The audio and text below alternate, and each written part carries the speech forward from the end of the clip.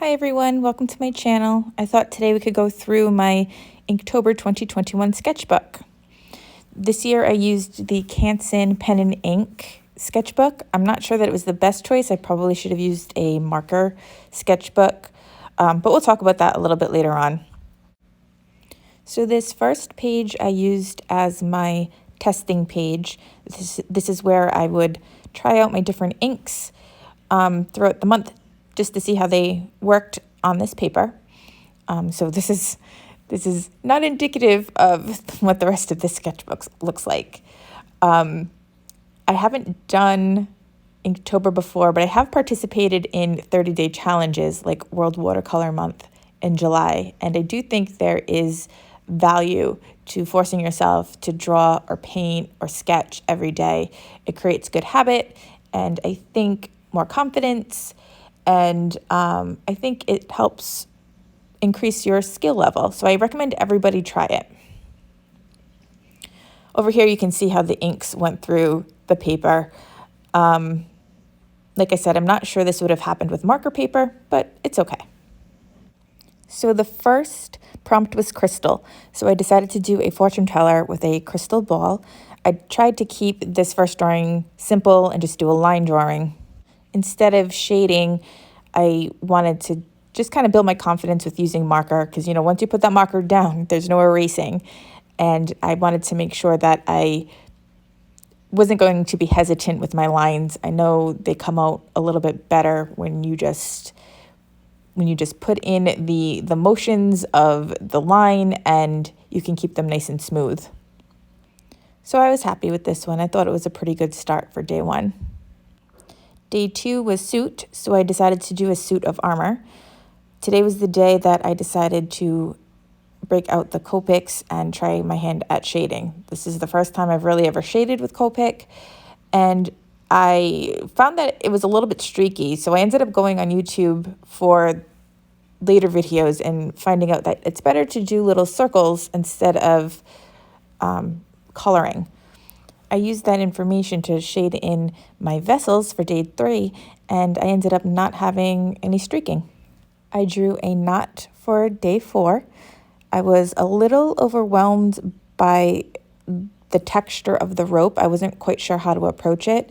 I did end up eventually using the brush tip of the Copic markers, just the natural shape of them across the rope in order to create the texture of the rope. Over here you can see the markers I used for most of my drawings. I used the neutral gray line. I used the even numbers. So I used neutral gray 0, 2, 4, 6, 8, and then black as the 100. And at this point, these are my only Copic markers. I thought Inktober would be a good time to see if I actually liked using them. Anyone who uses Copic or familiar with Copic knows they aren't cheap. So I thought if I like them, maybe I'll invest in some more colors.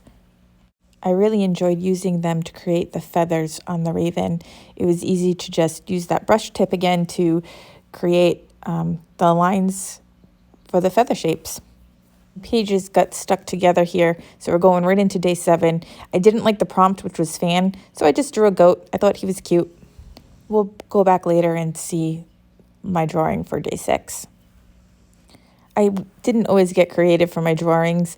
Day 8 was a watch, and that's what I drew. I drew a watch. I like the detail on this one. I thought it came out pretty realistically.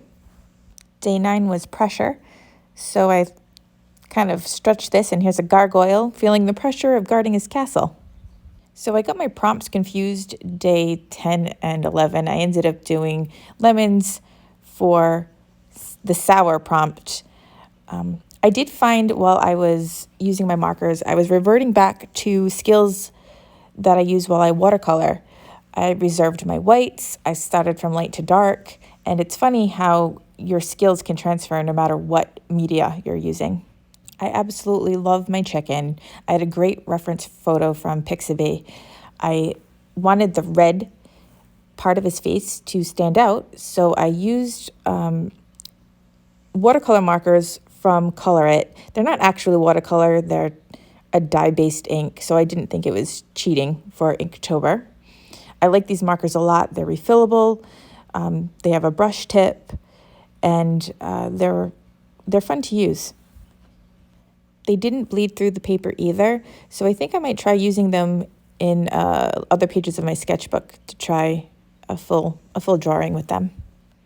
Here is my Honeypot that I did for the prompt Stuck.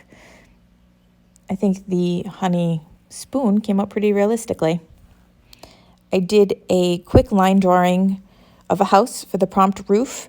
Sometimes it is hard to find time to get in a full completed drawing every day, so I don't mind that I did a quick one here. And I did a deer for the prompt Tick because these deer are full of them. It's funny, when I was checking Instagram for this prompt, I wasn't the only one who thought to use a deer for this. And here is a spacesuit for the prompt Helmet. It was a little bit difficult getting as much detail as I wanted into this drawing with the brush tips, so I might want to try to do this on a bigger scale later on. And again, I got my prompts confused for the next 2 days. I decided to do a spider for collide because I thought of flies colliding into a spider web. It should have been compass, but compass made me think of a circle, which made me think of pumpkins for some reason. My train of thought is all over the place sometimes. I think some of my favorite drawings that I did during the month were more like this, the ones that had a more cohesive composition and looked like a finished piece. I did a quick fern for the prompt Sprout. Again, some days I just had to do quicker drawings than others. I combined the next two prompts together. They were Moon and Loop. Loop made me think of lupine, which made me think of a wolf. And I thought a moon and a wolf together were a great combination. And again, this is a nice cohesive piece. It's a completed composition. I used Copics again for this one, but I did use a white gel pen to create some stars in the background for the sky. Here is a squirrel for the prompt Fuzzy. I like that the Copic tips create a nice fur texture. However, I had started to run out of ink in my lighter Copics, so I had to only use the darker ones. So I didn't get as much dimension for this one that I would have normally gotten. I did order refills, but it took about a week for them to come in, so I was stuck with the supplies I had for the next few prompts. Giving the markers a day to rest, I was able to squeeze out just enough light gray ink to do open Lobster Claws. And here I was just using straight black for my hornet. He ended up looking like an ant because I didn't use yellow, but that's all right. Because I had very little ink left and I was waiting for it to come in, I decided to try using this kit I had received as a gift when I was a teenager. This thing is so old. It's an ink stone and ink stick kit. It has bamboo brushes and a little cup for water, and this little pot right here has red ink. It actually worked out pretty well. I was surprised at how well these pages handled the wet media. Here's a little spoon that you can use to ladle your water, and surprisingly, it did not bleed through this paper at all. And it didn't make the paper buckle. I think it's sized really well. For the prompt Splat, I decided to draw a brain. For some reason, those two words correlated in my head. I wanted to kind of go back to the roots of Inktober for this one and use my brush multiliner Copic pen, and again, just practice some line work. I think that's ultimately what Inktober is supposed to be for, or traditionally for, and I wanted to make sure I did stay true to at least a few of the prompts. And I did the same thing here for the prompt Connect and drew an old-fashioned telephone. This one was really detailed. I had to make sure I had a very steady hand and a light touch to get some of the detail work in. For the prompt Spark, I stretched it to sparkle and drew a diamond.